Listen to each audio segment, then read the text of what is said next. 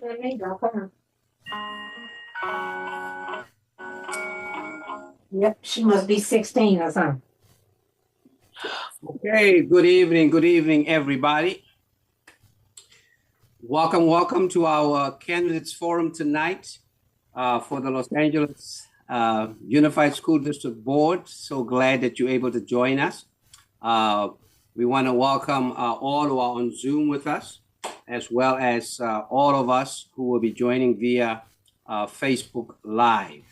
We're looking forward to a spirited, exciting, informative time together. And we want to thank our co-sponsors tonight, the Baptist Ministers Conference, Greater Los Angeles and Vicinity, the Southern Christian Leadership Conference of Southern California, the Los Angeles Metro Churches, Faith Without Borders, as well as Sanctuary of Hope. And so we're very, very excited about it and glad that you're joining us. Please feel free to put in the chat who you are, where you're joining us from, and then we'll acknowledge that and celebrate your presence here with us. We're going to go ahead and get going. Vice President for the Baptist Ministers Conference, Pastor Patricia Strong-Fargas, is going to open us with a word of prayer, and then following her will be the President of the Baptist Ministers Conference, Pastor who will share some words of welcome and also just share briefly why we are here as people of faith. Looking forward to that. Everyone else, if you could just mute yourself. We would along quickly. I think I put it in the notes. You got to mute China Scott. Just mute it. It was only 3 of us that met last week. That's why we're like, okay, let's meet again this week. Can you mute her, Pastor Saul? Okay, thanks. Again, thank you for coming, and you're welcome to be at this candidate forum that's very important to our educational system, and the people that we choose and that we love on will be our great leader. And we just want to thank you for being here. Let us pray. Dear Heavenly Father, we'd like to just thank you, God, for this night. Thank you for this opportunity to come together and to be able to listen to our candidates for District 1 of LAUSD. God bless their homes, bless their lives, bless their candidacy, Lord, and just bless that everything be transparent and open and fair. So God, we just want to thank you for this opportunity. Thank you for allowing us to come together and to listen. So God, just thank you for this night again. In Jesus' name, amen. Amen. Thank you. Pastor Tullos. Good evening, brothers and sisters. My name is Pastor K.W. Tullos, President of the Baptist Ministers Conference of Los Angeles and Southern California. It is indeed an honor and a privilege to welcome you to our candidate forum. We're grateful that each of you have joined us tonight, wherever you might be around this world, to hear from our fantastic candidates in LAUSD District 1. We're here today because we want to get our ballots to the mailbox, and we know the importance of education. Education is one of our biggest civil rights struggles within the world, throughout the world. And truly, we are grateful that here in Los Angeles and LAUSD Board District 1, we have been represented by some very fine individuals throughout the years. And as the changing of the guards take place, it's important that you hear from those who are running, those who want to take lead, those who want to be here in ground zero, run this race for our children. I often tell people that when we think about education, our children is our special interest. I tell people all the time, my children call me daddy, not reverend. And it's very important that we be at the forefront of this civil rights struggle of our generation. And I want to thank SCLC, Pastor Smart. I want to thank Faith Beyond Walls, LA Metropolitan Churches, the AME Ministerial Alliance, and the many, many other groups who are joining us today. And we ask you to share, for those that's watching on Facebook, share this amongst your people, amongst your followers. And I want to thank Pastor Sauls and the MCs,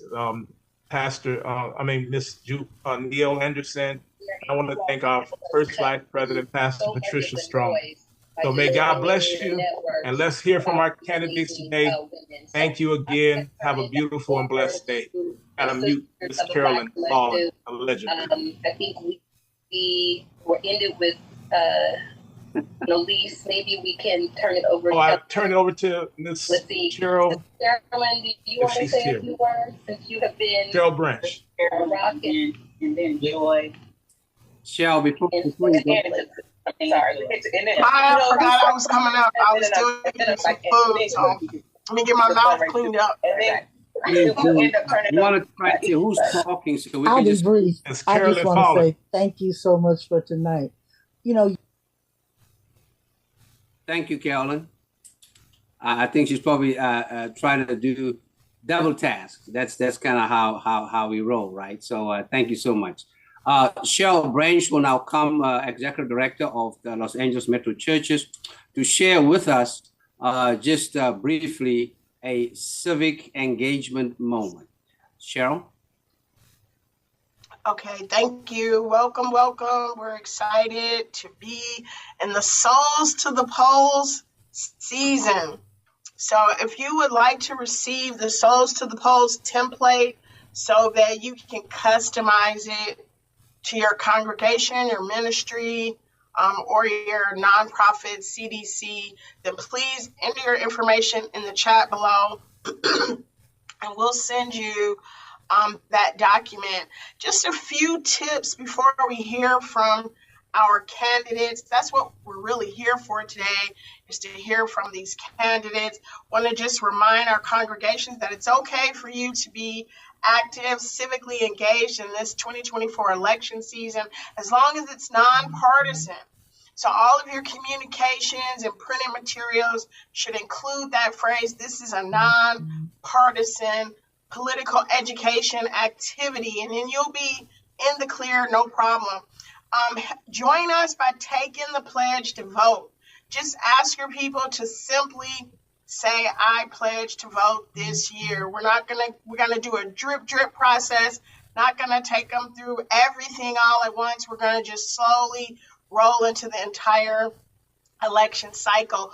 If you missed February 20th deadline, Tuesday, then you can't register to vote in the March 5th presidential election, but there'll be time after that where you can re-engage, be active locally throughout the state, and then the presidential election, you'll get another opportunity. So the most important thing, these 5 things, you can share this with your ministry, register to vote, tell your friends and family, find out where your polling place is. Also, you can submit an absentee ballot to vote early so you won't forget, you can plan ahead. And most importantly, attend these type of virtual and in-person candidate forums so that you can be informed. You can make an informed decision. You can talk about it with your family, with your church family, and do your research. Create a list of who you think you're going to be voting for, and then cast your vote. So I'm going to drop in the chat while we're listening to the candidates, the link. We're all sharing this link. Baptist Ministers Conference, Faith Without Borders, LA Metro Churches Live Free, California to pledge and get our folks to vote. Voting is a superpower, so use yours. I'm going to turn it back over to Pastor Sauls.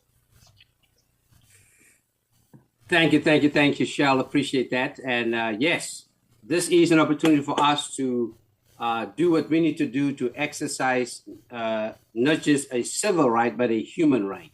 The power is in our hands, and we are moving, as Cheryl said, into our voter mobilization season. And in California, you can start voting, I believe in the next couple of days. You should have received your ballot and everything. And so we hope that you will take advantage of that. So glad that tonight I am joined to co-moderate Niele Anderson. And Niele is, a multimedia journalist in the Black Network. And she is, doing a variety, of engagements and strategies just around how to elevate, our voices on various platforms.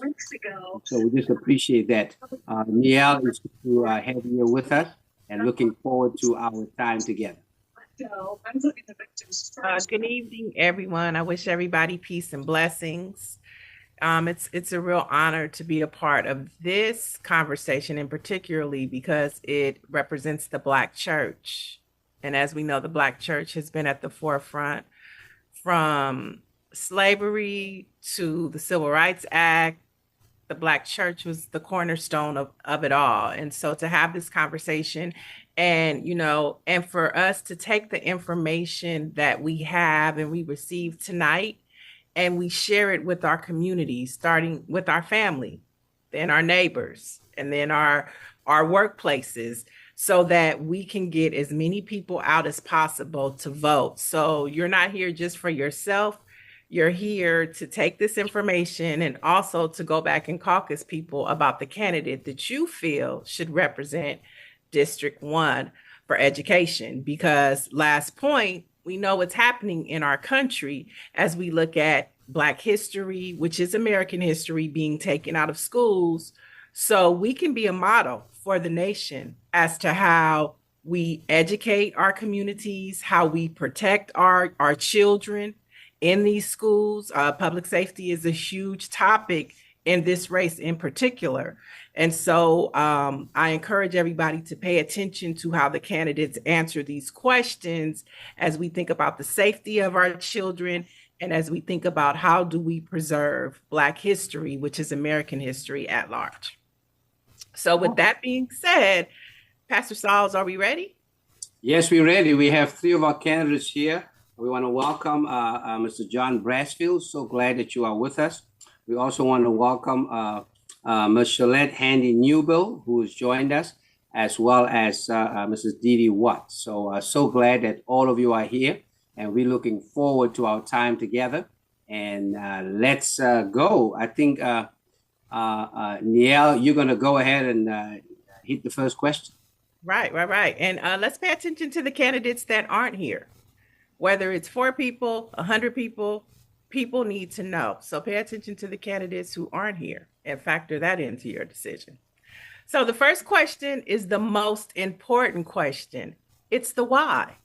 Why are you running for office? And what qualifies you to be a school board member for District 1? And I will start with Charlotte Newbill. I'm sorry. Got it. Yes. So yes, Charlotte Handy Newbill. And is there a visible timer or are you just going to go? I'm going to time you. So we have the timer on and it's about to start right now. All right. Well, good evening. As mentioned, I'm Charlotte Handy Newbill. I am running for the school board seat, District 1, because I'm a proud daughter of immigrant parents who came here to this country with the American dream, driven by hard work and education. And I believed it, and therefore I started my journey at 24th Street School Elementary and graduated from Dorsey High School, earning me a scholarship to go on to Xavier University. But before accepting that scholarship, I was faced with a challenge, a big decision. My mother had passed away suddenly, and I had to make a decision, would I continue on with college or stay home?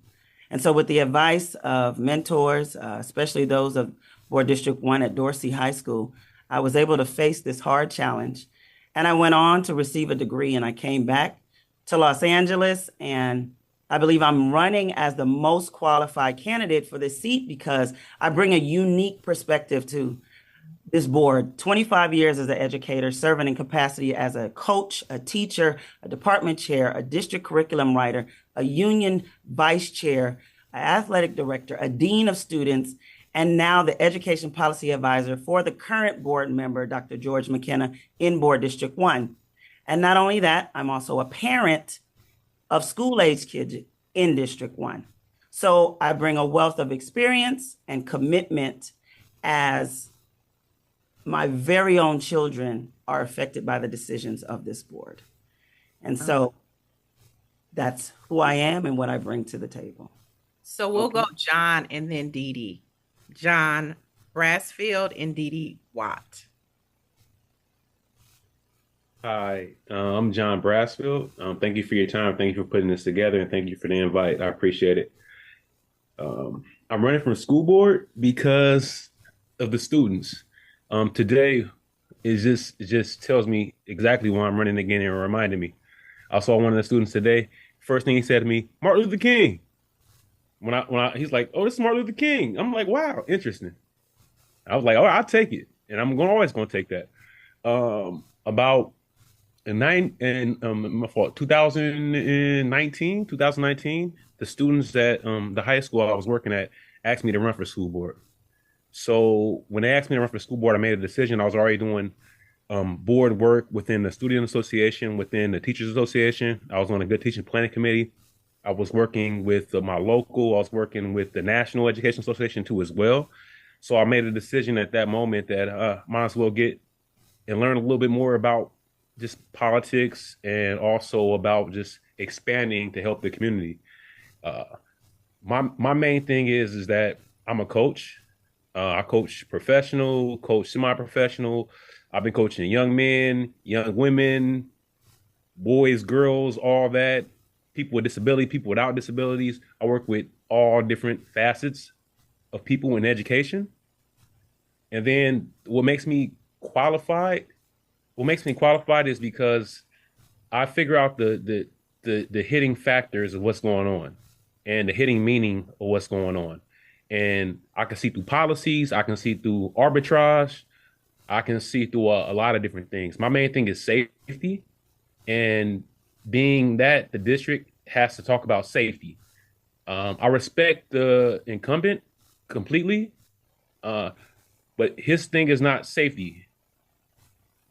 His thing is doing what's right for people not to complain. It was a stabbing. Nobody talked about that. When students got pepper sprayed in the face at Dorsey High School, that's when he came to the meeting I had when I met Monica Garcia. So John, you have about 10 seconds left. For sure. My thing is I can't deal with a person that let these young children get pepper sprayed in the face by the police. So instead of going to Dorsey that one day, he came to the meeting in District 2. Okay. Instead of going to the meeting. All right. Thank you, sir. Dee Dee? Good evening, everyone. My name is Dr. Dee Dee Watts, and I am running for school board because I have a 2.5-year-old granddaughter, and I want her to be able to attend her neighborhood school and get a great education. She and the class of 2043, I believe, is who she will be. I have been an educator for 27 years. I've served as a teacher in LA Unified, starting my career at 93rd Street School. I served as a school psychologist, a special education administrator, a school site principal, a nonprofit leader, and I currently serve as the chief of staff to one of the current board members. As all of the various roles that I've had, I have worked across traditional district and charter and private schools. And so that brings, that allows me to bring a different perspective to the board, and one that I believe makes me uniquely qualified for the role of school board member. I am passionate about ensuring that students who have been historically underserved, such as our Black students, our foster youth, our unhoused youth, and low-income youth, receive the services and supports they need in order to thrive. I'm passionate about ensuring that students with special needs receive the services and supports for them to thrive and not just survive in school, and ensuring that families have a voice and are part of the decision-making process as we make decisions that impact them. I have had the opportunity to work directly with parents and students And my time away from the school site has not been long, because I've had a chance to substitute teach when we were going through COVID in my role as the chief of staff, because I still have a current teaching credential. So I am running to make sure that our students are, again, able to attend their neighborhood school and get a great education. So thank you very much, and thank you for being here this evening. Thank you so much. Let's go to the next question. I think we did start talking about safety, and we want to just go ahead and move, to that. So the next question, and we'll start with Dr. Didi, to start us off on this one. Do you believe that the LAUSD needs its own law enforcement department? And if so, how do we balance safety without profiling, students of color, as well as the dignity of our students? Dr. Didi? Thank you. Having been a school site principal, I understand the education code that requires us to call in law enforcement when there are certain situations that occur on a school site. Having said that, having worked as a principal and as the VP of Education, overseeing the educational performance of students with special needs, many of whom had the most challenging behaviors, we did not have police on our campuses. We did have police around the perimeter of the campuses, because what we did was train all of our staff to ensure that they understood de-escalation strategies, so that before situations occurred, we could intervene. But recognizing that there are situations that will occur that require law enforcement to come in, we have to make sure that we are educating the greater school community, administrators and staff, so that they understand the role of the school police. As you said, we don't want to overburden our students by profiling them, because when we know that the data says when we have school police or have police on campuses, we arrest more students. And part of that has to do with the fact that the training that needs to be provided to staff is somewhat lacking. We do not need to call school police in when there is a fight. That is an administrative issue that needs to be dealt with on the campus. Now, having said that, again, it is important to train our staff in de-escalation strategies so that we're all speaking the same language, so that we can change the culture on our campuses to ensure the safety of all of the students. So when you ask, should we have law enforcement, I recognize that we do have to have law enforcement for certain things, but we also need to provide the education so that everyone is clear on the role of law enforcement on our campuses.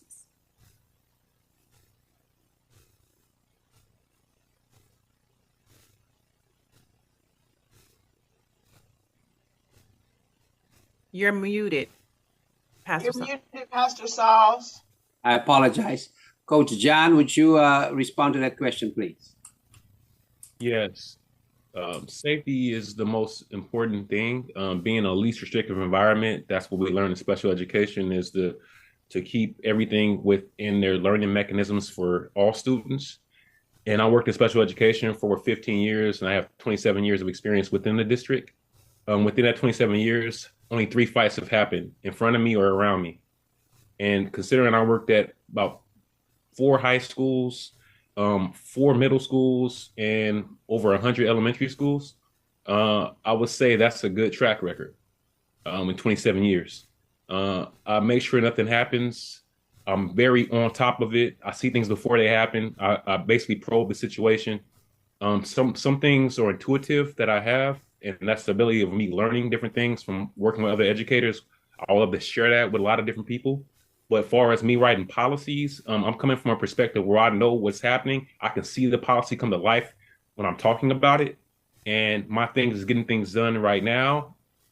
Far as with the police, I have a different kind of approach that I want to do. And I have to talk to the young leaders and see how they feel about it. I feel like they'll like it too as well, because I've been in situations where I've seen officers get punched in the face by high school students, women, boys, girls, men, young men, whatever you want to. Basically, it's not supposed to be happening. And the officer didn't do nothing. And I've seen other officers arrest kids, right? So it all depends on the officer and the dynamic of the officer. We're not trying to criminalize nobody. We're not trying to make nobody feel bad. We're just trying to keep people safe. And safety is the main thing. So with that being said, we have to take the younger constituents in. We have the 16-year-old student board members that's coming to the board right now. I started following 3 of them about 4 years ago, and just listening to what they were saying. One person was close to the person at my school and a representative of my school. I feel like we have to have more, and we have to just get more and more say so, because defunding the police is okay, right? But if you're increasing funding in LAPD but defunding the school police, I don't see that, because the school police is the basic fabric that keeps everybody good. Right. Great, thank you so much, Ms. Newbill. Yes, thanks for that question, because safety is premier, right? It is capital one. We want to make sure that our students are safe. And because the state does require us to have a comprehensive plan, I do believe that law enforcement, a school officer, resource officer, whatever term we want to use, should be able to be a part of that plan if that community deems necessary for that community. As you know, Board District 1 encompasses about 3 different city council areas, 5, 8, and 10. And the demographics of these areas are all different, and the school makeup is different. And so I think it is very beneficial that we encompass all of the stakeholders when making those decisions, whether law enforcement is necessary within that campus, on that campus, definitely to protect the property of that campus. And currently right now, our staff that we have at LAUSD has been cut by 50%, and it is currently a challenge in order to recruit, in order to bring that back thriving. So yes, your answer, we do need to. I think we need to give that request upon the school and stakeholders within the school to be able to cultivate what is necessary for that particular area, because especially in this time and day and age, things are changing. The mental health of individuals are changing, and we want to make sure that we have a timely response that can handle our students in the correct manner in which our students should be taken care of. And so lastly, I think the relationships of those officers is critical, that they should come from the community and look like those within the community of those students that they serve. So I think those relationships are critical and key when we do create those agencies for law enforcement for our students. Thank you so much for that. And welcome to everybody who is just tuning in. We have candidates for School Board District 1, John Brassfield, Charlotta Hindi Newbill, and Dr. Dee Dee Wyatt. John, I'm going to go to you now, and I want to know, if elected as school board as school board member to District 1, what would be your first top 3 priorities? My first top priority will be able to create an environment, basically for like a safe space, but through the whole district. We work on it, we talk about it, we create that kind of classroom, that dynamic. But far as district-wide, just a space of openness, a connectiveness. And if we can feel like that, and students already feel like that, but as they get older, right, people change, attitudes develop, people's feelings get hurt on certain things. So we have to make sure we reiterate that sense of togetherness, right? Creating courageous conversations, those are the things we talk about. That's the things I want to put in place with everything. As far as also having mental health days, right? And then giving days off. I was talking to somebody about that. I said, why do we have to have everything cookie cutter and the same all the time? We have PD days, right? Personal development days, right?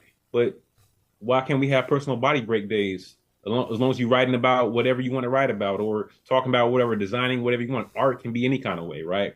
So my main thing is painting different pictures within a district and seeing how education is ran in different facets, right, of education, all through international education, all through, because that's what education is going to, right? So we have the opportunity right now with this district to expand and empower people internationally, not only within our community.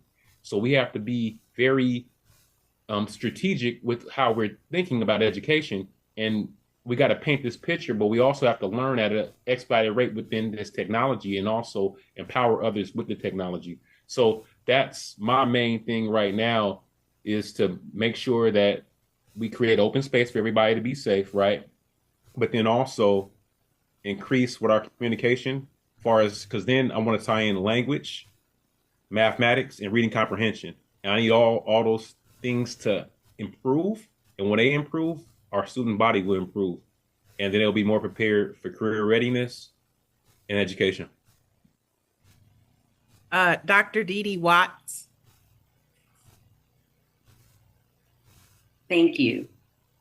So there are many issues that are important at this time, and I think that the social, emotional, and mental health of our students is vitally important before we can address any other issue. So that would be the overlying issue that I would want to address, ensuring that not only students but staff, that their social, emotional, and mental health is supported on our campuses. But as I stated, the top three areas, I think, would be making sure that students who have been historically underserved in our district receive the services and supports that they need. The district has a Black Student Achievement Plan, and I worked with families on a Black Parent Advisory to ensure that there was a plan specifically for Black students, ensuring that that plan is implemented with fidelity so that we can make sure that Black students are thriving is an area of importance for me. Ensuring that our students with special needs are doing more than just surviving in school, but that they are thriving. Many times when we look at the academic data for our students, we find that our students who are special needs are near the bottom of the, in terms of growth, along with, if you put on top of that, that many of those students are also Black students because they've been over-identified in special education.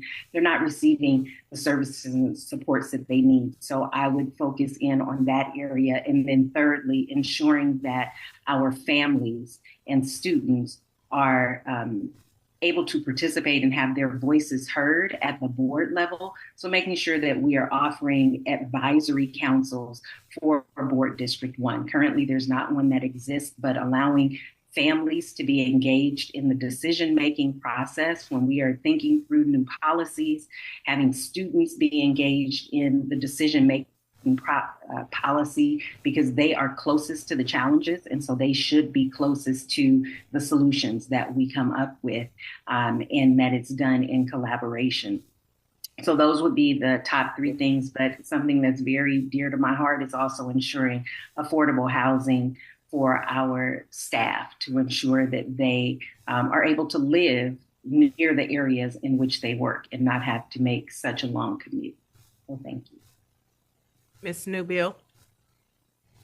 Yes. So what a big challenge, right? You take on a position and you're trying to make change immediately. And I think one of the things that with Board District 1 is obviously communication with anything. I think communication is critical, and being able to hear feedback and be able to give input. So creating councils that encompass all stakeholders to be able to get a feedback. I think me coming into Board District 1 was primarily that, because I had boots on the ground. I was in the schools and I knew exactly what was going on in the schools. And I think that's critical to have on an ongoing basis.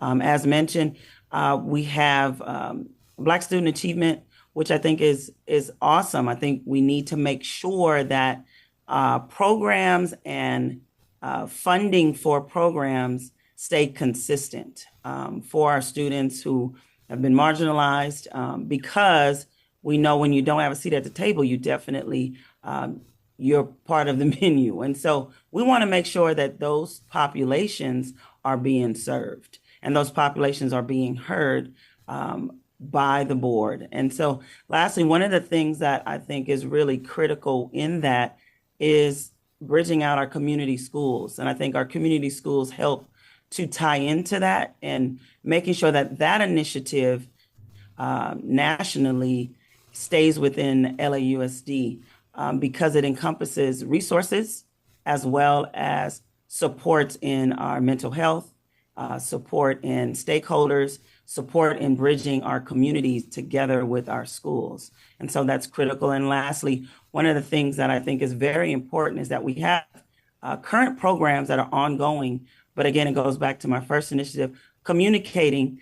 Many of our families do not know that students can be dual enrolled at community college and receive academic degrees and certifications from community colleges to prepare them for a career that may not necessarily be college. And I think more communication of the programs of which already exist needs to be communicated throughout the district, and workshops in order for them to follow through to obtain the programs that exist currently, like a apprenticeship program through a community college, in order to give them opportunities to expand our workforce. Thank you. Okay, great. We're going to start the next one. Shalette, you will go first, then Dr. Didi, and then John. We want to thank those who are putting their questions in the chat. I'm going to take one of those questions right now out of the chat. We want to thank Imani Watts that put that question in there. To our candidates, how do you plan to address issues of equity, diversity, and inclusion within LAUSD, including curriculum, hiring, practices, and disciplinary policies? Let me read it again. How do you plan to address issues of equity, diversity, and inclusion within LAUSD, including curriculum, hiring practices, and disciplinary policies? Shalette, would you go first? Yes. So that's a loaded one, right? But I think one of the things is it goes back to those councils, because we need to hear what is very important. And then there's experts in those areas that we need to rely on for their experience to give us feedback for our community as well. The district and board district 1, because of the demographics in the board district for the student makeup, being that we have a large percent of our Latinos, a large percent of African American within our board district, we want to make sure that there's representation when they go to those school sites, and making sure that professional development matches what is necessary to be able to educate our students in those schools as well. And so feedback, ongoing feedback is necessary. We currently have a survey, and they changed the time in which they gave the survey. They were giving surveys at the beginning of the school year. You can't really give any feedback because you haven't been in the school long enough. And so I think that helps us when we push those feedbacks to those surveys to the second semester. So now I can give you valuable information that you can use in order to kind of fine tune and kind of fix what may be missing, what needs to be altered or changed. And so currently right now we use that device, and I think we can continue to use that to be able to get feedback to correct errors in those areas of said diversity where there's not. And so having the opportunity to speak with the superintendent to be able to hold all accountable and making sure that those things actually happen, I think is really critical. So I know it's a loaded question. There's a bunch of pieces in there. So I hope I was able to answer each one of those pieces for you. But I think that's what we bring in with curriculum. We want to bring in people who can teach to our students and bring in curriculum that has been proven statistically in data to show improvement and pedagogy and curriculum for across the board for all of our children. So hopefully that answers your question.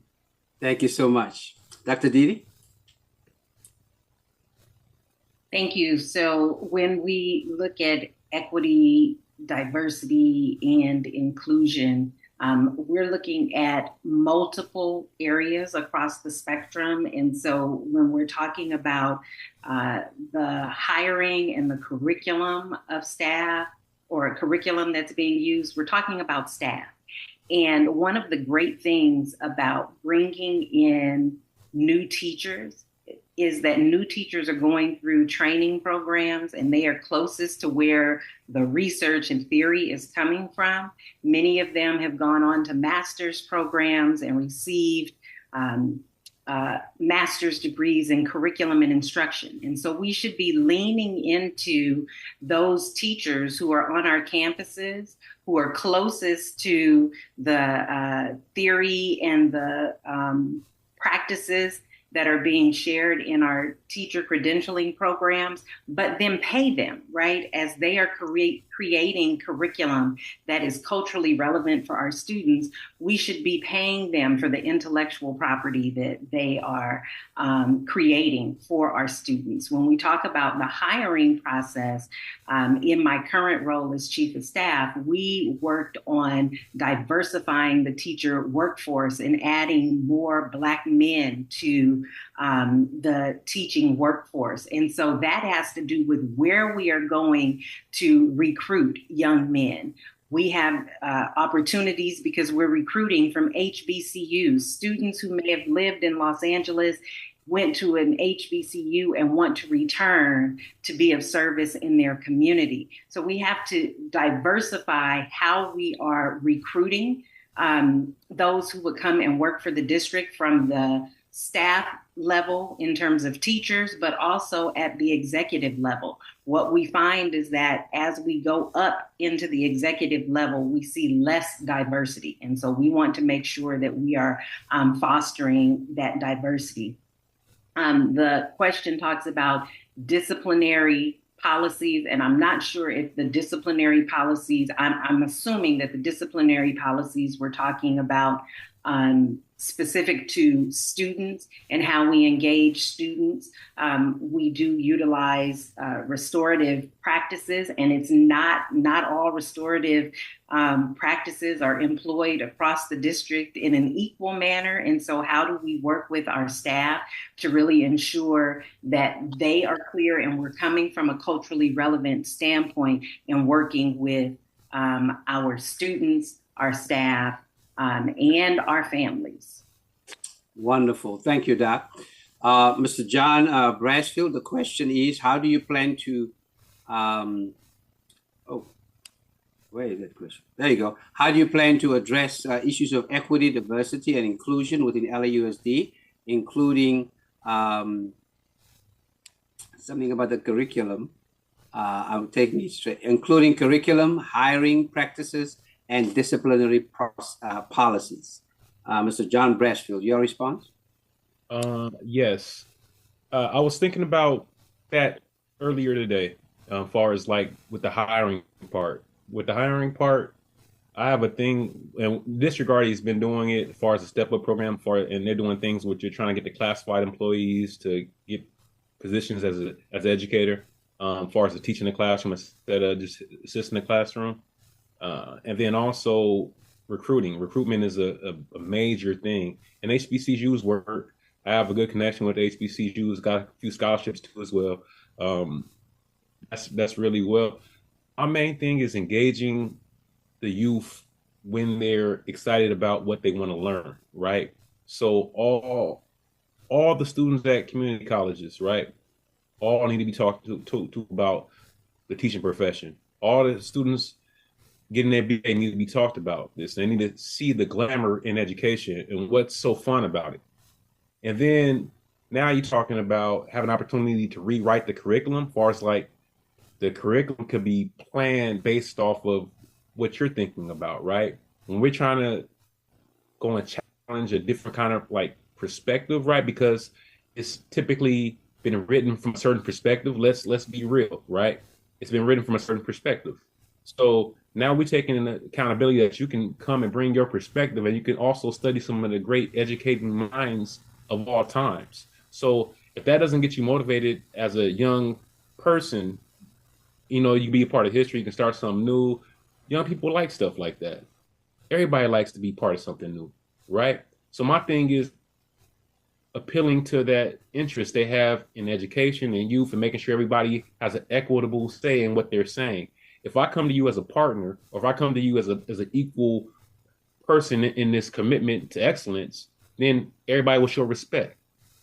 So that's my main thing, making sure we have a template of respect within the district and make sure everybody gets what they need and make sure we include everybody and we get included and get our share. Okay. All right. So this next question comes from young adults and former students who are fresh out of high school. We know that District 1 is predominantly Black and Brown. So the question is, the 2019 documentary Push Out confronts criminalization and miseducation of African American girls that has led to their alarming high school dropout rate and increase into the juvenile justice system. What will you do about the school to prison pipeline? And the order will go John, then we'll go to Miss Nubile, and then Dr. Didi. And when I was at West, when I was deciding to go back and get my my master's degree, I did a thing with Push Out. I did the flyer, and we talked about Push Out. I talked to the CEO of Push Out, and she explained to me all the information and all the stories that everybody. I talked to the principal that one of the that hosted one of the modules, and they talked about it. And what I would say people go through in those situations is different for everybody, right? I've been through situations myself, so I can talk from my perspective, but my perspective is different from somebody else's perspective. So you can't really speak on it until you see how that person feels, because I don't want to negate nobody else's feelings. My main thing is now that we know that that's happening and it's been targeted for a long time, what can we do? So we can write something good. I've seen people write one of the best policies I've ever seen in life, but what can we do to get people to understand what we mean? So my thing is now is we have to talk to legislation. We have to talk to the policy makers. We have to talk to the resolutions. I want to be part of making that stuff too as well, right? But then we also have to have that activeness, right? That activeness. We need things to get active. We need to get that motion. In order to get things done, we have to have that energy to get things done. I can look good on paper. I know how to do that too as well, right? Look good on paper. Nobody gonna say nothing to you. That's good.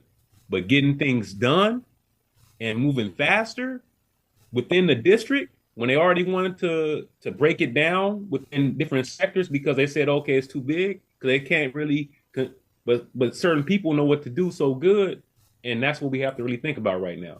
So my main thing right now with the district is the different sectors in the district. How can we talk to everybody in every sector and move efficiently within the sectors of the district? And District 1 is a big chunk of land with different dynamics.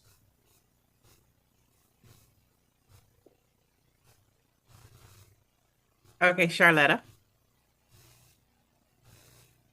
Thank you. So this is very near and dear, and I think for me as a former coach and once a coach, always a coach, I think believing in finding alternatives to empower these young women and young men. As a dean, I would come across many opportunities to expose them. And I think one of the things that we did well while I was an educator at the school was to have what we would consider heart-to-heart conversations. I think we need to have heart-to-heart conversations with people. When I say people, those that look like them, to help them to go through the journey of where they can go and where they can be. Because it's very important. Representation matters. And many of the times, we're pushing our students to go to college, and that might not be their option. And so that's why apprenticeship is so critical to me, and working with our unions to create opportunities from when they're young, to expose them to careers that don't necessarily need a 4-year education, but it does need hard work.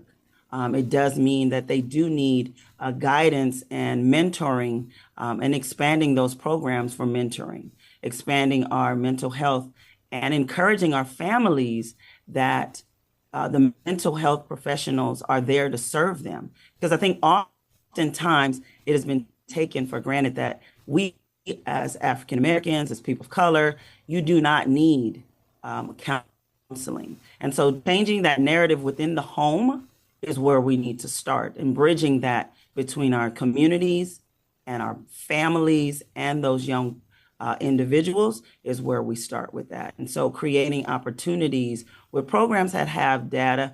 There's programs that I'm working with right now, currently nationally, that have data that shows where the mentorship and creating opportunities provide different direction and second chances for our young youth. Great. Thanks so much. Go ahead. I want to make sure that we are really clear about the school to prison pipeline, that it is not the fault of our children, but that it is oftentimes the adults who have low belief in our children. Our children are brilliant. And if we approach our children from that stance of them being brilliant, then we are going to do things in a different manner. Now, having said that, and having worked as a school psychologist where I saw very clearly Black students being referred for special education at a rate alarmingly higher than their peers, and being a school site principal in having to cut down the suspension rate from schools in which I then inherited of Black students, I understand that we have to do something dramatically different. And part of that is how we engage the educators who are in front of our children. It is absolutely important that we have those who look like our students and are there to serve them, and recognize that not all adults who look like our students are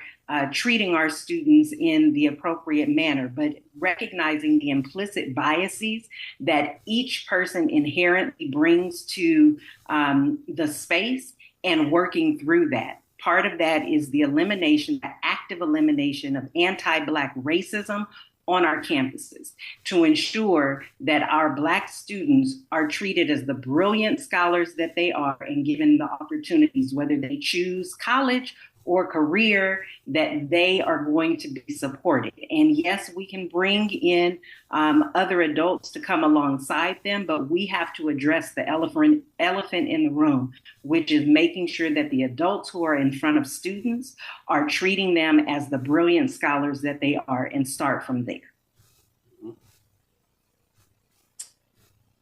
Great.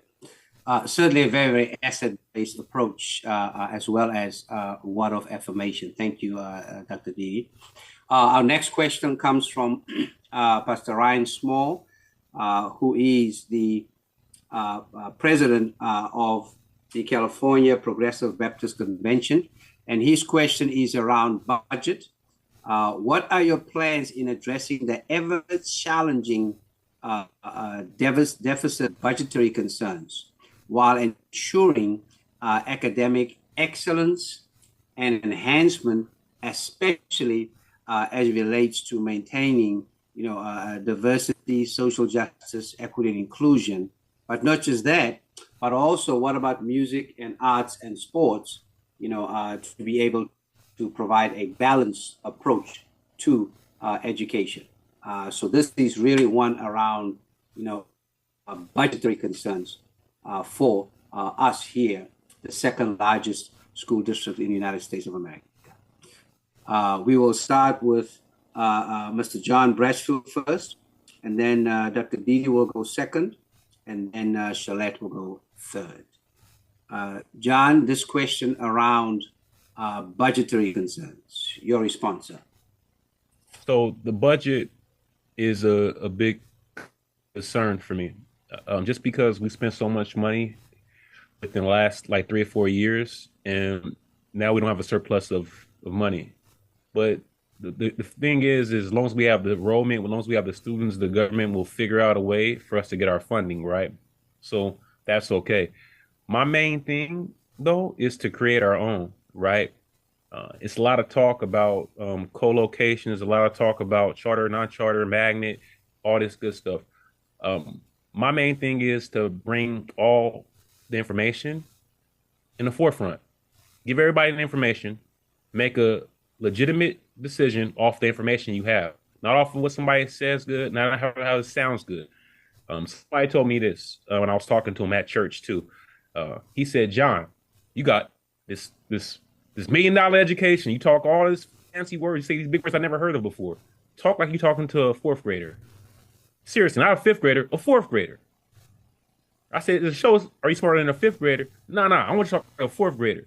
Because at the end of the day, people need to understand everything you saying. And then they'll never get mad at you. And I understood why he said that to me that moment. He said that in front of the pastor, said it in front of all the constituents at that church. And what it tells me is this. With the budget, keep everything open. How can we cut the budget down? How can we minimize our losses? How can we gain and make a profit? As long as I look at that, I'll be fine with the budget, whatever we got, and I'll figure out how to make our own. It's a lot of resources available. Housing we have to look into, helping families out. We got to make sure people have a place to live. We're already doing a good job with food. And that's the main thing, because housing, homelessness, that's a big thing we have to talk about. And our budget doesn't per se have it right now, but our budget does say we need to help out with the counseling program and help people have a safe place to live. All right. Thank you, sir. Dr. Watts? Yes, so the budget is one of the biggest responsibilities of a board member, approving the budget. And right now we are receiving no cost of living increase from the state of California, and the loss of billions in COVID relief dollars. And so our budget must reflect our values. And one of our values is equity, making sure that students have what they need. Not that all students have the same, but that we are making difficult decisions to ensure that the students who are most vulnerable and need the most support are receiving those funds. So we have to engage in difficult conversations about what and where we're going to cut. The superintendent has already made an announcement that there would not be any layoffs, which we are extremely excited about, for staff, because we don't want to lay staff off. But what that means is we have to bring things to the table and have trade-offs. As the chief of staff to one of the current board members, I participate in those budget briefings and budget conversations so that we can ask those difficult questions. What are the programs that we have that we are funding, and how can we cut some of those programs that are not giving us necessarily the results that we were anticipating, in also making sure that we are keeping those programs that are vitally important. So, for example, our Black Student Achievement Plan. We're going into the 4th year of the Black Student Achievement Plan, and really making sure that we continue that investment, because these are students who have been historically underserved. And if we value equity and making sure that those students receive the services, then we're not going to make a cut. But that doesn't mean that we won't have to make a cut someplace else, because there is only one pot of money, and we have to determine as board members where that money will be best spent. All right. Thanks, Doc. Okay. Yes. So the budget, and this is a very a topic that oftentimes when you talk about money, it's very challenging. And I think one of the things with the district is making it understandable of what we do have. We're going through a cut because of COVID funding, but then there were many positions that we did not fund. And so being transparent, I think, is one of the areas that we have to with the budget, so that everyone understands what's going on. All stakeholders, as far as educators, understand what's going on, so that when the decisions are made and the hard conversations have to be had, and we've talked about it and we've discussed it, we make it unanimously. And it doesn't mean that it doesn't hurt, but again, making sure that the decisions for the programs and the things that are most beneficial to our school are not cut. Because currently right now, we do need to have more of our constituents talking to those in legislation to make sure that education is not always on the chopping block. And unfortunately, it is often. And many do not represent education. And so it starts there, because when the budget is created and given down to us at the school sites or at the district sites, we're faced with how do we work with less but do more? And so I think it has to be at the forefront of our bill makers, of the lawmakers, to make sure that education is not the last thing standing or the thing that's an afterthought. And so that's part of, building those relationships and in educating our voters, as we're doing today, to make sure that our assembly members, they need to hear from us. They need to know what's important within our schools. And so that's part of the project, so to speak, to make sure that our budget within Board District LAUSD is met, and that we're funding the things that we need for the students, as well as all participants, because we can't run a school without our teachers, our administrators. And currently right now, that's what we're up against, is cuts to some vital pieces of our schools. So. Yeah, I have a follow-up question on this one.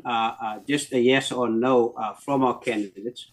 Would you be open to and support a participatory budgetary process? In other words, would you be open to a process where, as we do now with the city budgetary process, of a process for a people's budget?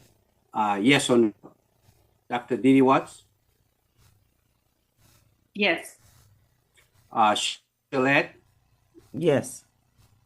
Mr. Basfield? I'm okay with that. Okay, thank you. Niele? They all agree. The next question is probably one of the most important decisions a parent will have to make. Charter, public, and if they have the financial resources, private. I want to know from each of you, what is your view on school choice? And in this order, we will go John, Didi, Shaletta. I think parents should always have their choice in education, and I feel like the students have to have a say in that dynamic. If the parents can figure that out with talking, you have to drive, you have to figure that out, get location and transfer. But if when you plan and you get a chance to say where you're going to go, you have a sense of ownership. And I feel that right there creates a better student, a motivated student, always happy when they pick that decision themselves. Because when things don't go right, sometimes they're going to call on themselves, and they're going to get stronger, and they're going to get more independent. So yeah, I want parents to have the choice, but I want students to have a say-so about it too as well. I feel like when you get accepted into a school, the parent needs to write a report along with the student. You tying them in together, so now they're both tied in to the information. And by putting, they can make a video too. It could be a video documentary, because some people like to do videos instead, right? But share something why you want to go to the school, and you want to honor somebody that went to that school before. So I'm all with pro-choice with parents. I want to make sure that I express that completely, because it's all about parents and what they decide.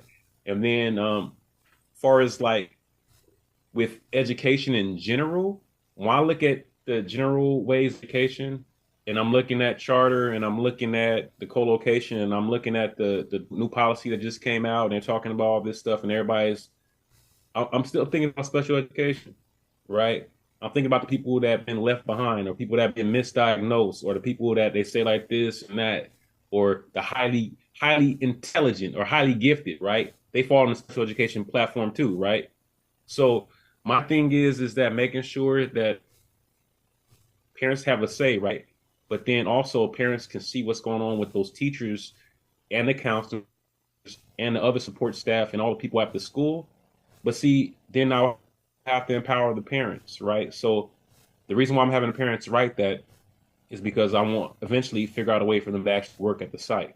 And that's the goal. Like some people have their kids in the school right now. All right. Thank you, sir. School choice is vital for parents to be able to make the best educational decisions for their students. When I was growing up, my mother sent me out of my neighborhood because of a terrible mistake that a teacher made in order for me to get a great education. I, years later, made decisions for my children, and my children attended a mix of traditional district, charter, and private schools because I had to look at the individual needs of each of my students, of my children, and make sure that the school was going to be able to support them. If I felt that my neighborhood school was not going to be the best fit for my child, then I didn't place my child there. And my children, as I said, attended a mix of traditional district, charter, and private. And I've had the opportunity to work across traditional district, charter, and private. Now, having said that, I will say that our charter schools are public schools. I am not talking about for-profit charters. I am talking about nonprofit charters that have played a very vital role in our educational system over the past 20 some odd years because parents needed to be able to make a choice for their students. So I believe as long as it takes for us to make sure that all of our neighborhood schools are great schools for our students to walk to and receive a great education, that we will continue to require and have that school choice for parents.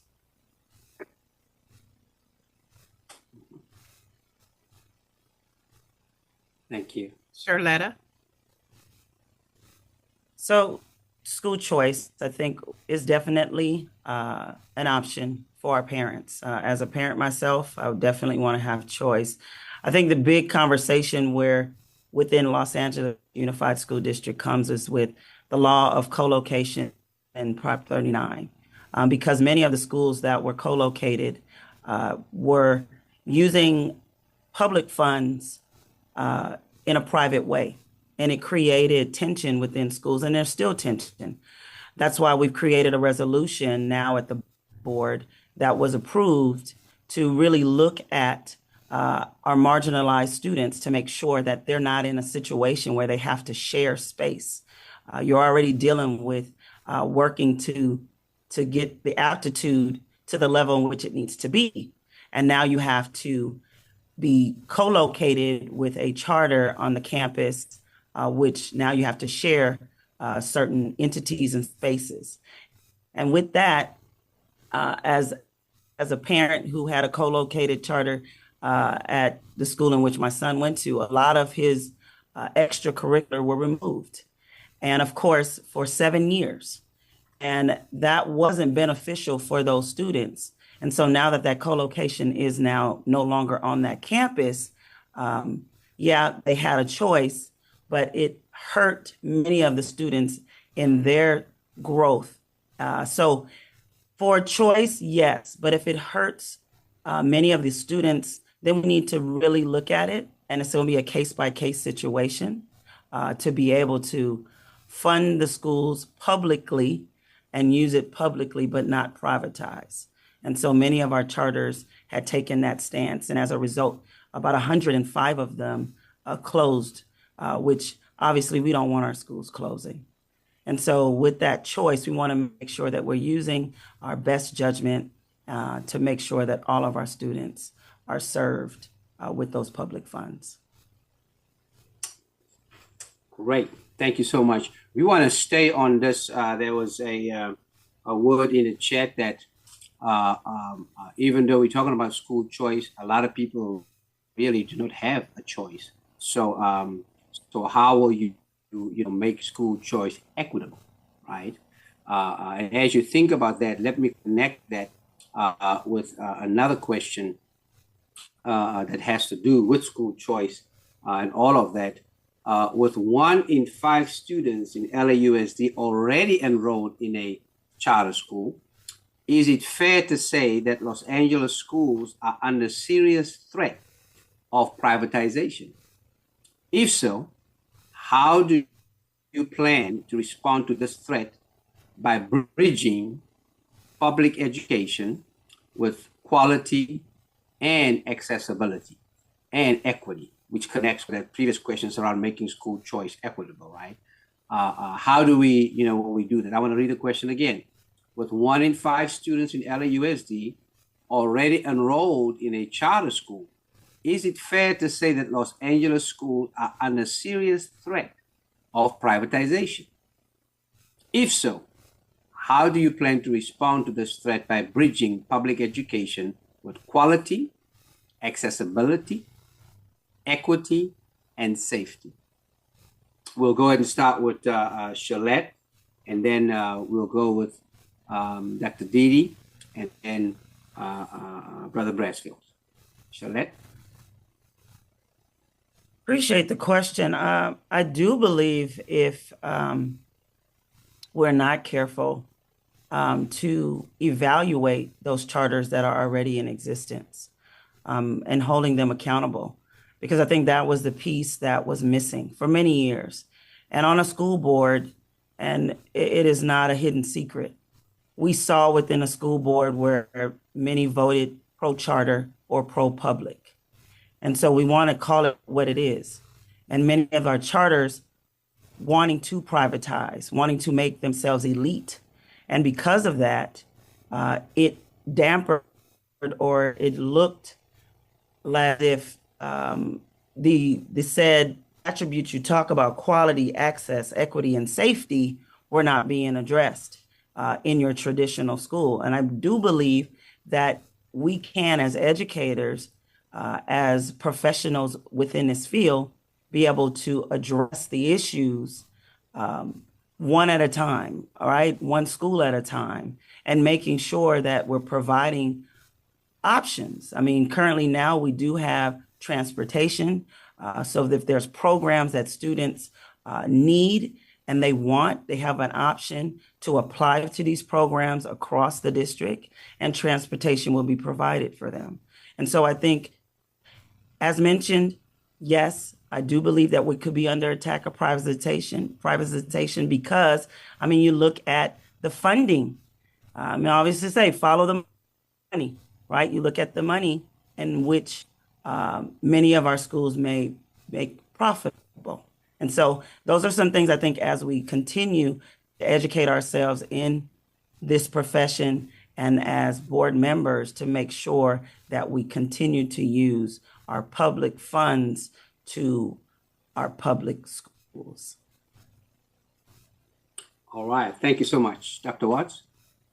So I want us to be clear that in Los Angeles, we do not have any for-profit charter schools. All of the charter schools here follow the California Ed Code and receive funding from the state based on the students who are enrolled. So no, I don't believe that there's a threat of privatization. I believe that parents are making choices because there may not be a good option in the school, in the community in which they live.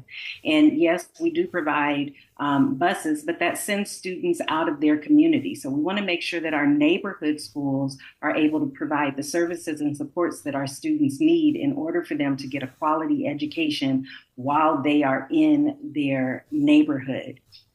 And I know that the question was that school choice is not an option for everyone.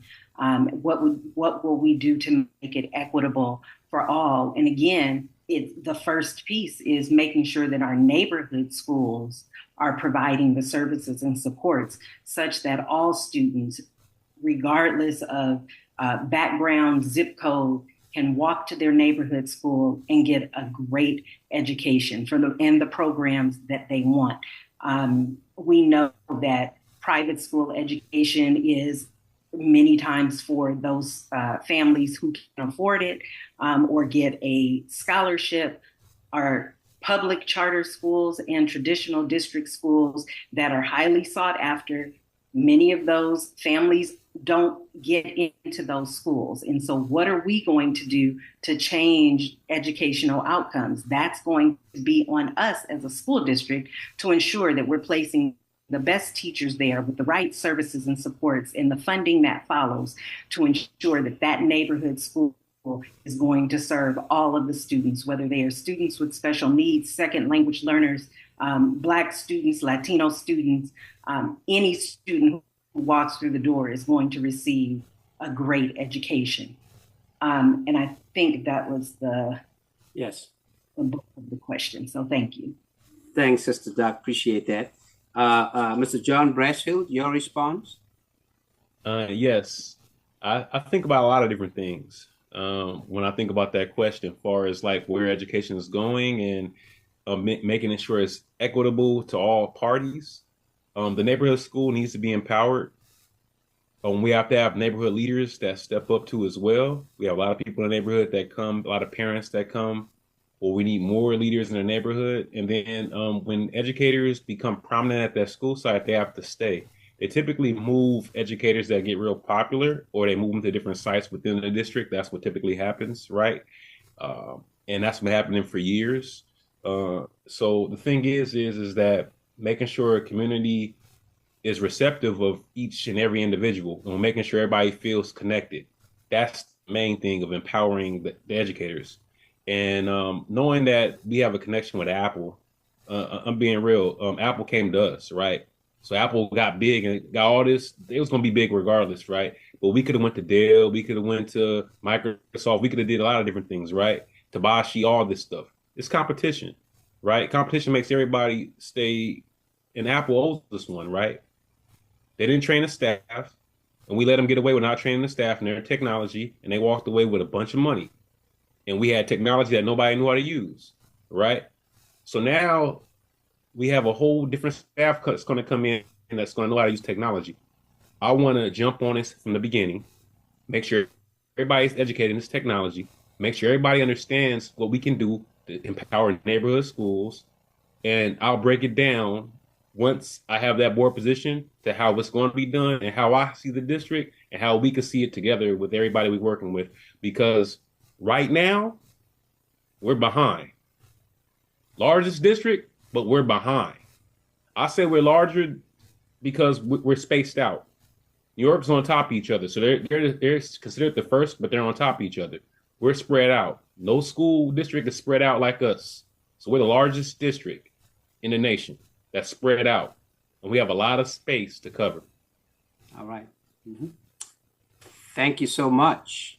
Niele will now come and ask the final question, and then we will have some time for you to make some final statements. Niele? Since this is the final question, let's make it about faith, since this is a faith candidates forum. So would you, and if so, how would you work with faith-based organizations to produce tutoring programs for the community and for your students? Oh, so we will go John, Charletta, and then Dr. Didi. So my main thing is to engage with the community, and the church is one place where we can engage with. As far as with the district, it's tape about people saying things about praying and all this religion stuff in schools. I never was really big on it. I pray. I wear my cross. The students see me wear my cross. I don't make a big thing of it when they say, oh, this, and whatever. The case may be, they do that with education right now. My main thing is that I was going to work with a pastor already, but the site got, I think the church sold the building to somebody else. So we didn't do our site. We were setting up because I went and visited a site where I was going to do my own tutoring too as well. I had my own after school program before too as well. So I did that. But my main thing is that the faith base has to have a bigger platform within education. It has to. It has to. Just talking to the younger constituents, because I just got out a USC with my master's degree, and some people were getting their BA, and they was telling me that they don't believe in God. I'm like, you atheist? I'm like, okay, you don't believe in anything then. And they're telling me this, and they're arguing, and I'm like, no. I'll say, have a blessed day. John, don't tell me bless you. That's bad. I'm saying this is what we're gonna deal with in the future. Okay. I'm looking at it. So what I'm saying is this: you have to believe in something, because it's Buddhism out there, right? People believe in Muslim, people believe in Christianity, people are Jewish. So, but they have to believe in something. So my thing is, for me, I'm Christian. So I'm openly going to say that, and I'm happy to say that. And we need to talk about that, and we need to break things down, because that shouldn't be a way to try to typecast somebody. But in order to do that, we have to basically level up. The frequency has to raise up, and we can raise our standard with how we treat each other and how we interact with each other and how we honor each other. And after school education is where it's going to be at. And I look forward to working with anybody that wants to do that.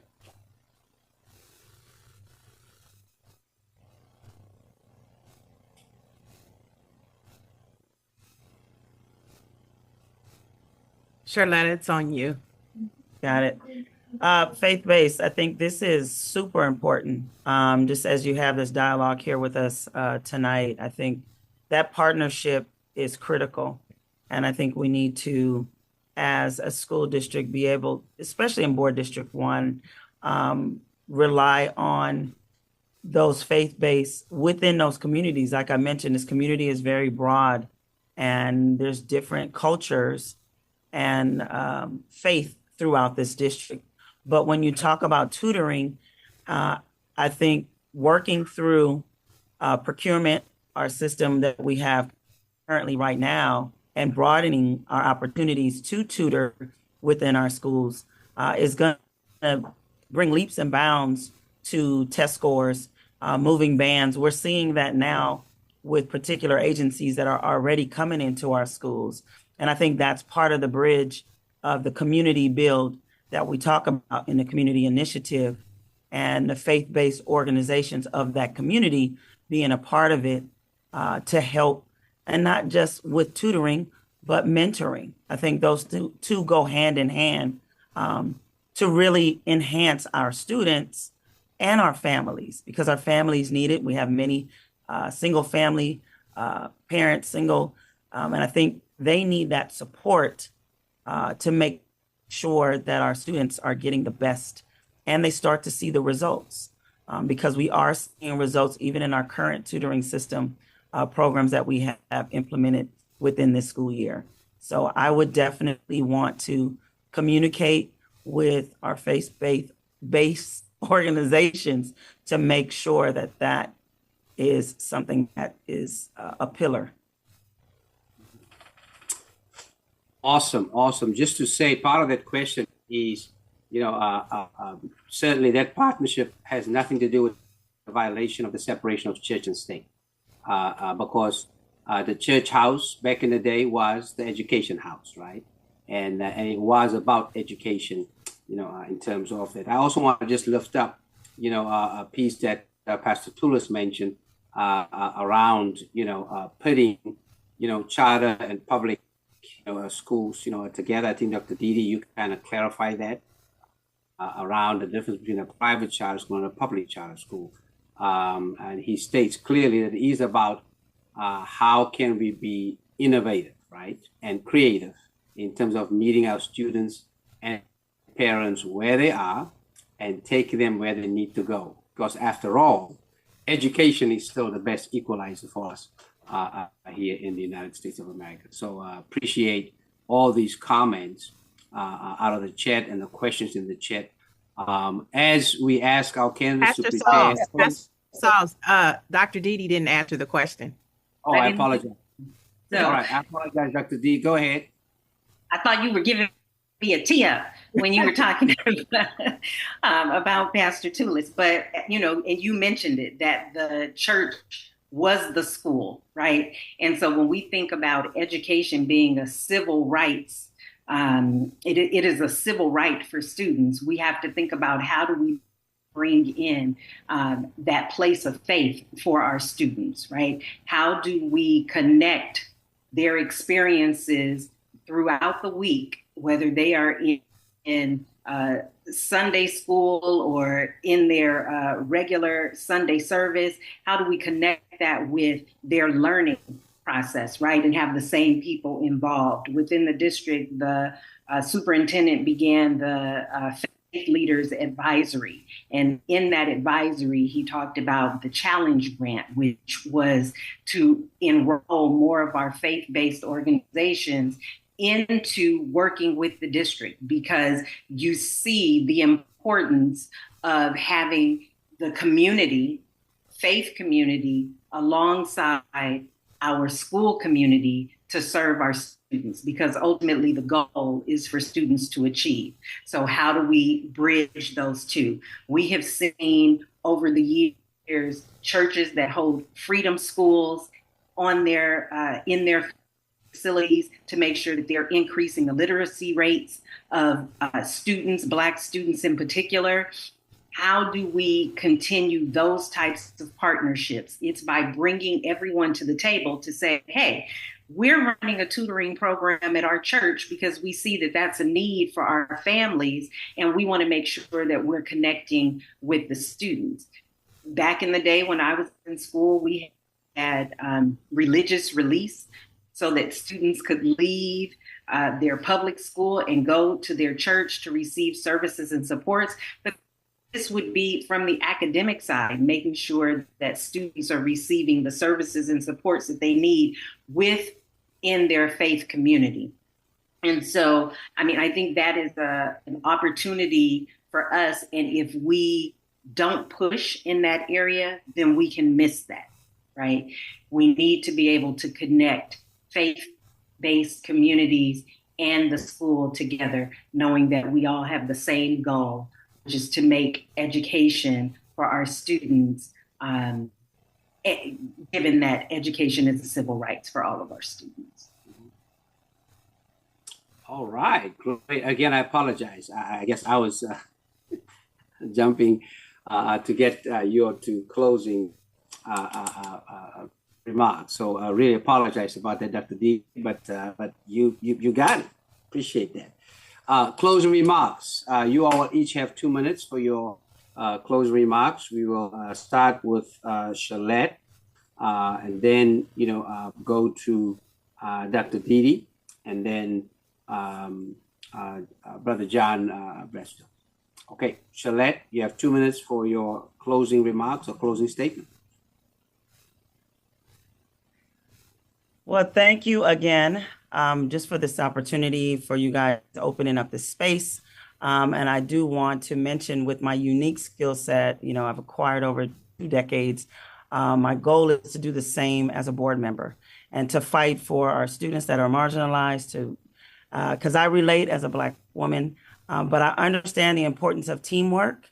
And I say that because just the work that I've done, even up until this point, of building a team with the endorsements of those who believe in me, through the Democratic Party, through the LA Times, through members of this community who serve already as elected officials, Holly Mitchell, Heather Hutt, Tina McKenna, Jeff Prang. These people who already serve, I'm already building relationships with. And so I feel confident in knowing, moving into this position, it gives me a leg up in the way in which we need to go. And so it's with great honor, even with our unions, because as I said, I wanted to bridge and build and bring and expand our workforce for our partner, for our children and our families. And so it's with great honor that I be able to share that. And that's why I feel that as a candidate for this board seat, I bring a unique touch to it, and I'm grateful for the opportunity and to be able to share and to be able to work in partnership with so many that believe in me and believe in the work that I can do for Board District 1. And not to mention, Dr. McKenna, I believe, has given the ultimate okay and blessing moving forward in this opportunity. So thank you tonight for listening. And definitely, as we got a few days, go to SherletHendyNewbill.com. And I hope I've earned your vote as we work together to build up and be the voice for the students in Board District 1. Thank you. Wonderful. Dr. Didi Watts. Thank you. In my 27 years in education has been my ministry. I do this because it is the hard work that I must do to serve not only my children and my family, but my community. Starting as a teacher in the district, working across Board District 7 and Board District 1, Board District 7 where I currently work, but across Board District 1 and working with the communities to ensure that Black and Brown students receive the services and supports that they need in order to thrive. As the chief of staff to a board member, I have had the opportunity over the past 3 years to write policy, revise policy, and offer budget recommendations to the board member so that we can make decisions at the board level. So when you say, am I qualified for the role? Absolutely.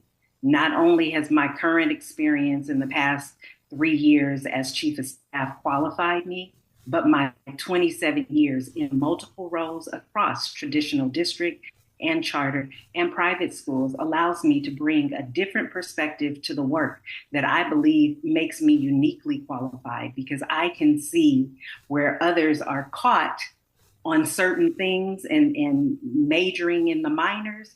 Instead of us doing that, we can put students at the center and focus on students thriving in our schools. So I hope when you fill out your ballot, you will check the box for Dr. Didi Watts to represent you for Board District 1. Thank you so much for joining us this evening. Thank you so much, Doc. Mr. John Brasfield, it's on you. Thank you. Thank you for your time. I want to thank everybody for having us out tonight. I appreciate it. Thank you for letting me know about the forum. And thank you for my running mates. I want to say thank you for that. And also, I just want to say, with 27 years within the district, I learned a lot of different things. I created some things within the district based off what I've learned. It's called the Positive Behavior Incentive. I incorporated that at, I think, 4 schools, I believe, elementary schools. I didn't get to it with middle school. I did it with high school. So I did it with high school and elementary. In middle school, I was going to do it with middle school, but I got derailed by the current incumbent. I tell the truth. I ran for school board within this district, District 1, right? I worked in District 1 for 27 years. So with that being said, I got the blessing from one of the former board members. All right, I don't like name dropping people, but Miss Barbara gave me a blessing. So I would just say, with that being said, I learned a lot of different things from a lot of educators I work with. I feel education is going a certain way, and right now I see where it's going. And I'm gonna make sure that I can help out the best way I can, creating more opportunities, creating more apparent transparency to people for they can see what's going on, and then educating the minds, right? Educating, I mean, it's a different kind of way of education, because some people think about a certain education that is cookie cutter for everybody, right? Now, this education I'm talking about is not cookie cutter. It involves bringing in your senses. It involves taking the dynamics of critical thinking and also transparency within your own thinking and being real with yourself. Center-based focus, that will be what we'll focus on in the counseling perspective with that. I have a counselor's lens. I got my master's degree in school counseling. That's what I want to do for the district. I want to counsel the district and heal the district. Thank you for your time, everybody. All right. Thank you. Really appreciate that. We're going to ask all the candidates to remind you to put your websites, in the chat so folks can know where to go and get more information about you. And we want to sincerely thank you for taking time out tonight to come. And this is what democracy looks like, y'all, for us to come and have healthy debate. We want to thank, the faith community for stepping up and stepping out, around this. I want to thank my co-moderator, Niele Anderson, for coming through for us tonight. Really appreciate that. My co-planner, Pastor Patricia Strong-Fargas. We've been running together around this, and it's just been a joy to work with you, learn from you. And so I know we're going to do this again per Pastor K.W. Tullos. He sent a message saying, okay, now y'all, let's not stop this. So really appreciate that. As we bring on Pastor William D. Smart, who is the president and CEO of the Southern Christian Leadership Conference of Southern California, to give us our marching orders. Let me thank our co-sponsors, Baptist Ministers Conference, Greater Los Angeles and Vicinity, the African Methodist Episcopal Church, the Ministers Alliance, Faith Without Borders, Sanctuary of Hope. We want to acknowledge our Adult Action Board that showed up tonight to be a part of this. Nathaniel, thank you for running the clock. On the spot, live. Ross, thank you so much for making it happen for us. Pastor Smart, send us forth. Yes, sir. First of all, I would like to thank all the participants, the candidates. You know, you opened up a new world for us because we have articulate, smart candidates who understand education. I think that's so crucial that none of you are neophytes, you're pro-fight. You understand the issues that particularly African-American youth and Latino youth have to deal with in this LAUSD. So thank you for offering yourself to us. Secondly, peoples, let's get it together. I said people. Yes, let's get it together. Let's vote. Let's tell everybody about these great candidates. Let us, every issue.